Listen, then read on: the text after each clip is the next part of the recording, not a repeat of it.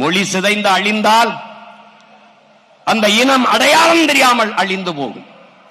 ஒரு நாட்டை அழிக்க வேண்டுமா, முதலில் அதற்கு யானைப்படை, குதிரைப்படை, பீரங்கி படை தேவையில்லை. ஒரு உயிரும் போக வேண்டியதில்லை, ஒரு துளி ரத்தம் பூமியிலே சிந்த வேண்டியதில்லை. பிறகு எப்படி அந்த நாட்டை அழிப்பது? முதலில் அவன் மொழி அழிக்க வேண்டும். மொழி அழித்தால் அவன் கலை இலக்கிய பண்பாடு அழிந்துவிடும், அவன் அடையாளம் அழிந்துவிடும், அந்த இனம் அழிந்துவிடும். அப்படி என் இனத்தை முற்றமுழுதாக என் மொழியை அழித்து, என் கலை இலக்கிய பண்பாடு வழிபாடுகளை சிதைத்து அழித்து என் இனத்தை அழித்து முடித்து விட்டார்கள்.